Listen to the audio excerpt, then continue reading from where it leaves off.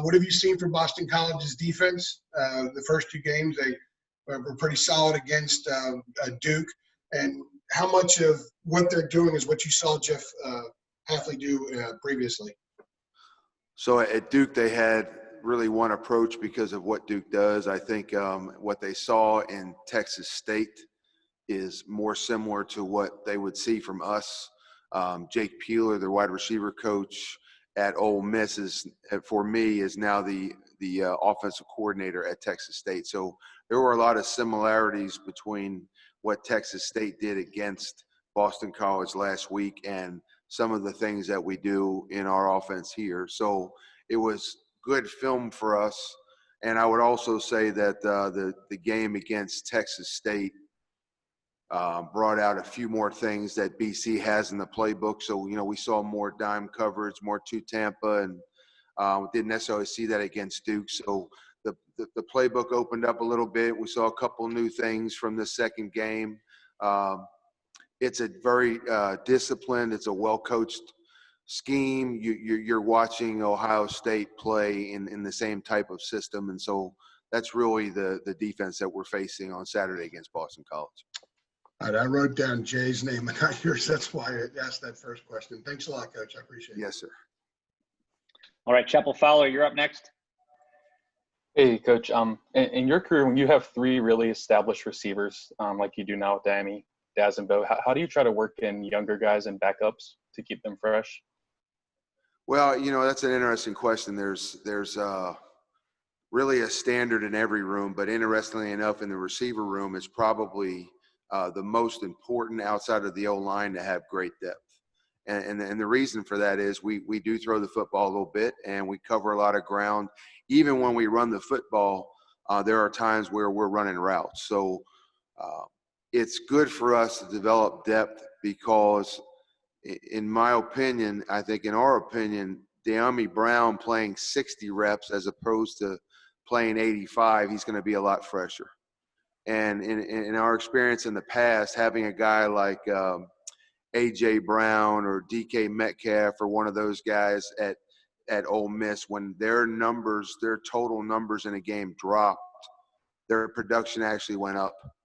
And it's because they were fresher and they were better players on each of those downs. And so when we're able to spell Daz Newsome or De'Ami Brown or Bo Corrales with guys like Antoine Green and Josh Downs and Toe Groves and Emery Simmons, all of whom we have great confidence in right now, those guys coming in, they may not be the every down starter, but at 100%, they're probably better than the starter is at 75 or 80%. So it gives us an opportunity to not have to change what we do at all, not call a play because somebody out there is tired.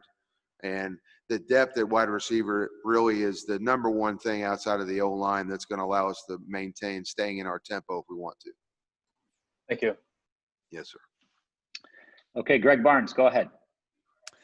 Hey, Phil, I know Mac is kind of the main one that deals with hype and expectations for the players, but I'm just kind of curious from your standpoint with the offense. There's a lot of expectation out of those guys that they should be very good this year. Do you have to address that at all in terms of not letting them get too high or too low if they don't play as well as they think? Well, I always make a comment a lot, and I think it gets misconstrued sometimes, but I really would love for our players on offense to play the game with a lot of enthusiasm, not necessarily a lot of emotion. And I know that goes against what everybody thinks, an emotional game.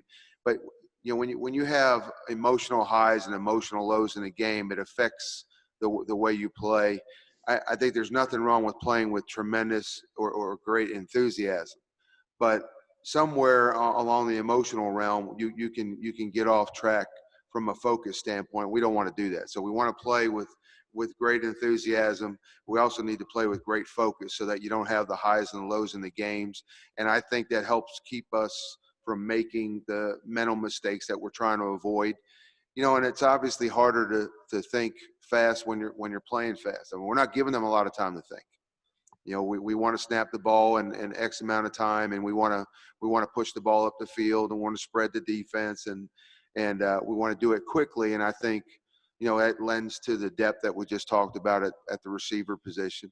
But it also lends to the simplicity on the offense with regards to not forcing our guys to have to overthink on every down. You can't ask them to play fast and ask them to think a lot too. I don't think they don't go hand in hand at all. And so that's kind of our approach, and it's really that's not going to change as the entire season goes on. All right, and then a follow up on a different topic. Before the Syracuse game, we talked about the offensive line, and at that time, I think you said you had probably 6 guys that you really trusted, maybe 7. How has that position group developed over these last couple of weeks without having a game? Not playing the last couple of weeks is it's when we step on the field at BC, it will be 9 weeks of practice, having only played 1 game. So that's never the favor, right? But what the last 2 weeks has given us is an opportunity. Q has gotten better, and we have great confidence in him up front now. He's 2 weeks better than he was. Jonathan Adorno improves every single day, so we feel better and better about Jonathan. And then Easy is back now and playing. So we're starting to get closer to that 8-man rotation that we want on the offensive line. And,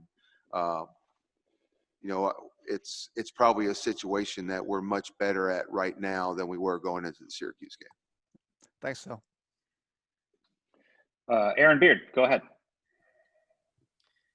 Hey, Phil, Aaron Beard with the AP. You sort of just touched on this about the 9 weeks and 1 game. I'm curious, how much do you think this time period may affect timing, like in the passing game? And Mac has made such a point of saying, well, you're having to start the season over. Is there any way to take that experience from the game week and build on it? Or is it, like he said, totally new?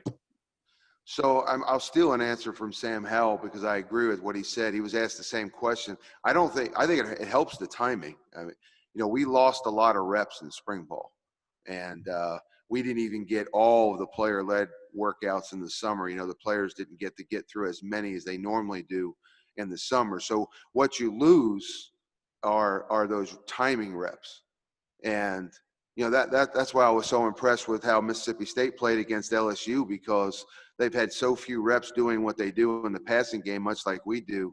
And I thought a lot of the timing was there a lot more than I kind of expected watching that game, since it's the same passing game. So, but what we've had 9 weeks to throw all these reps and work on the timing and work on the trigger time and the strike points and the route technique. So I think we're going to benefit on that end of it. I think where you lose out is the physicality against another opponent.